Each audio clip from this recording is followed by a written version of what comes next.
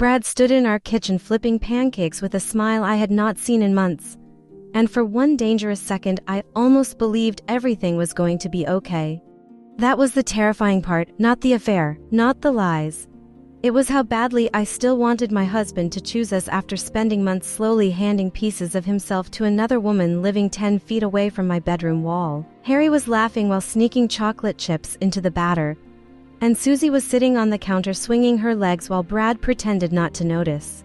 Sunlight poured through the kitchen windows, warming the hardwood floors, making the entire scene look like something out of a family commercial, the kind where nobody has secrets and nobody whispers to another woman at midnight behind the fence line. Brad looked at me carefully when I walked downstairs. There was guilt in his eyes, but also determination.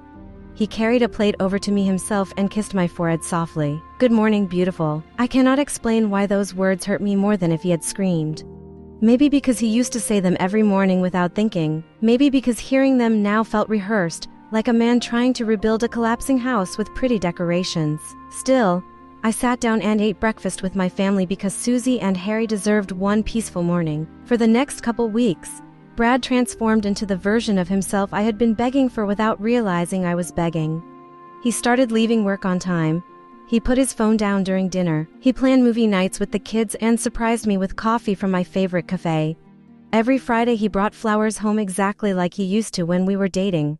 Roses one week, sunflowers the next, then white lily because he remembered they were in my wedding bouquet. He became attentive again, present again, careful again. And Megan noticed. The first sign came on a Tuesday evening when I was watering flowers in the front yard. Megan walked across her lawn wearing skin-tight workout clothes and carrying a yoga mat she clearly had no intention of using. Her smile was sweet enough to rot teeth. "I barely see Brad anymore," she said casually, "busy at work, I guess." I kept watering the petunias, probably. She leaned against the fence separating our driveways. It must be nice having a husband who suddenly remembers how to be attentive. Suddenly, there was something sharp underneath that word, something bitter. I turned off the hose and faced her fully for the first time in weeks. "You know, Megan, most women do not monitor how attentive another woman's husband is." Her expression flickered for half a second before the smile returned. "Wow, still jealous?" "Huh? I am not jealous of you." That made her laugh quietly. Women always say that right before their husbands leave them. Then she walked away like she had won something. That night I told Brad about the conversation. I expected anger. I expected outrage. Instead he just rubbed his face tiredly. "She is upset." "Upset about what exactly?" He hesitated too long. "Brad, she thought ... I do not know. She misunderstood things." My stomach tightened immediately. "What things?" "Nothing physical happened. I did not ask if something physical happened." He looked trapped then cornered. "I just vented to her sometimes. Elena, work stress, marriage stress, life stuff." She got attached emotionally and I should have shut it down sooner. Emotionally attached. The words echoed in my chest like a gunshot. "How long?" He looked away. "A while." I felt stupid sitting there. Stupid for every moment I defended him to myself. Stupid for every time I convinced myself I was overreacting. Women know. Deep down we always know when another woman wants our husband. We just talk ourselves out of it because the alternative is too painful to face. "Did you tell her you loved her?" "No." "Did you make her think you might someday?" Silence. That silence answered everything. I stood up from the couch so fast my knee hit the coffee table. Brad reached for me instinctively but I stepped back. "Do not touch me right now." "Elena, no. You made another woman believe she had a place in this family. You let her get close to our children.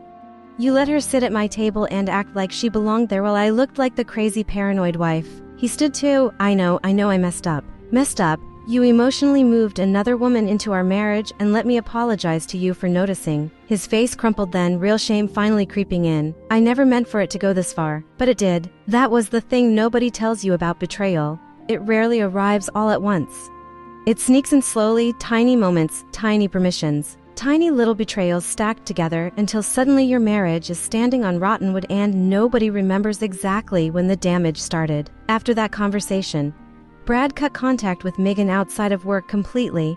At least that was what he claimed. No more late-night conversations, no more helping her around the house. No more ballet lessons with Susie. That conversation with Susie nearly broke my heart. "Why can I not go to Miss Megan's house anymore?" "Because mommy and daddy think it is better if we spend more time together as a family." "Did I do something wrong?" "No baby, never." She looked genuinely sad. That was the worst part. Megan had worked herself into my children's lives so carefully, that removing her now felt like ripping weeds out by the roots. Megan did not handle the distance well. She started escalating. Packages meant for our house suddenly got delivered to hers, and she used it as excuses to knock on our door.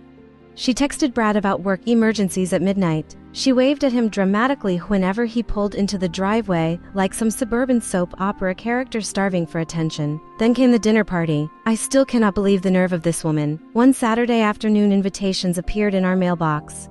Fancy cream-colored cards inviting the neighborhood to a housewarming dinner at Megan Place. Brad immediately tossed ours into the trash. We are not going. Good. But around 7 that evening our doorbell rang. Megan stood there in a black dress that looked more appropriate for seducing married men than hosting neighbors. Music floated from her house behind her. I could see people mingling through the windows holding wine glasses. You did not come, she said, looking directly at Brad. We were busy, he replied flatly. Her eyes shifted to me. Elena, you should really encourage your husband to maintain professional relationships. Isolation is unhealthy. I almost laughed at the audacity. Professional relationships usually do not involve midnight robe conversations behind fences. For the first time since I met her, the mask fully cracked. You know what your problem is, she snapped. You got comfortable. Women like you always do: marriage, kids, routines. You stop trying and then act shocked when your husbands notice someone who still makes them feel alive. Brad stepped forward instantly. Enough. But Megan was not looking at him anymore. She was staring at me with years of resentment burning behind her eyes. He talked to me because you stopped listening. He stayed late at work because he dreaded coming home to this boring little suburban life. Do you know how many nights he sat in my office telling me he felt invisible in his own marriage? Each word hit like glass. I looked at Brad slowly. His face had gone pale. Megan realized too late that she had overplayed her hand. You need to leave, Brad said coldly. She laughed bitterly. Oh, please. Do not act innocent now. You started this. Leave right now. For a second I thought she might refuse. Then her expression hardened into something ugly. Fine, she hissed, but do not pretend you did not want me to. Then she turned and walked away in those ridiculous heels while neighbors across the street opally pretended not to stare. The silence afterward was unbearable. But he had included them anyway. Let another woman insert herself into their lives because it felt good to be admired. That night I slept in the guest room. The next morning Brad asked if we could go to counseling. Part of me wanted to laugh in his face. Another part wanted to pack a suitcase and disappear. But then Harry climbed into my lap asking if Daddy was mad at me because the house felt weird.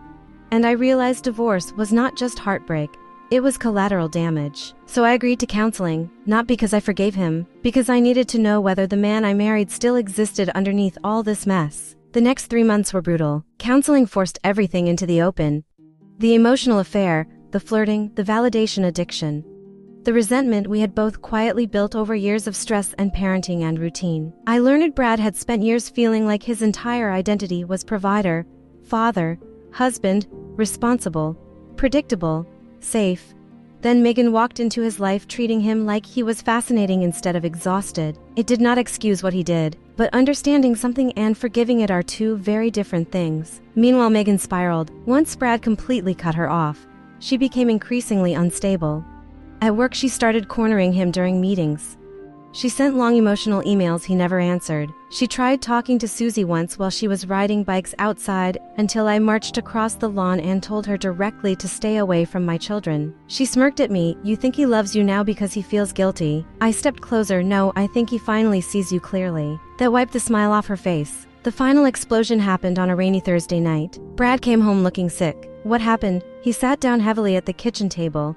HR got involved. Apparently Megan had told several coworkers they were secretly in love and that I was emotionally abusive and keeping him trapped in our marriage. Someone reported it because she started breaking down crying during meetings. My jaw dropped. Brad rubbed his eyes. They reassigned her to another branch temporarily while they investigate everything. And just like that, the fantasy collapsed. No dramatic romance. No grand love story. Just fluorescent office lights, HR paperwork, and a woman unraveling because the imaginary future she built in her head was never real. 2 weeks later, a moving truck pulled into Megan's driveway. I watched from my kitchen window the same way I had the day she arrived. Only this time there were no cookies in my hands. She saw me standing there eventually. For a long moment we just stared at each other across the lawn. Then she walked over. I almost shut the door, but something stopped me. She looked exhausted up close. No perfect makeup, no polished office clothes.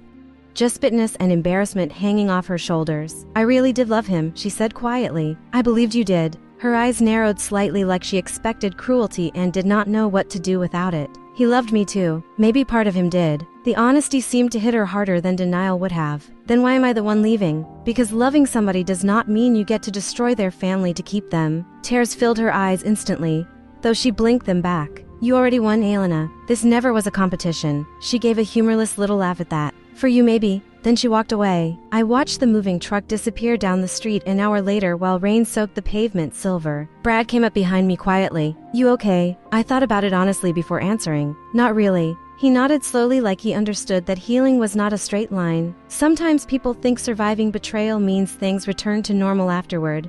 They do not completely. Something breaks when trust breaks. Even if you rebuild, you still remember the sound it made shattering. It has been 2 years now. Brad and I are still together. Some days are genuinely good, better than before even, because now there is honesty where complacency used to live. We communicate more, we fight cleaner, we pay attention to each other again instead of sleepwalking through marriage. But scars remain. Sometimes Brad is 5 minutes late home from work and my stomach knots instantly before logic catches up. Sometimes I catch myself checking his tone when he mentions female co-workers. Sometimes I remember Megan sitting at my dinner table calling herself his work wife while I smiled politely like a fool. And sometimes I remember something else too. I remember standing in my kitchen staring out the window while another woman unpacked boxes into the house next door, feeling danger before I had proof. Feeling it in my bones while everyone around me told me I was paranoid. I was not paranoid. I was paying attention. And honestly, that realization changed me more than Brad betrayal ever did. Because now I trust myself in a way I never used to. I trust the quiet voice inside me that notices tiny shifts.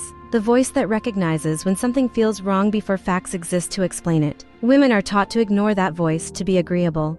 To avoid looking jealous or dramatic or insecure. Never again. If something feels off, I pay attention now. Because sometimes the woman smiling at your front door holding a bottle of wine is not just a neighbor. Sometimes she is the warning sign your marriage is already on fire.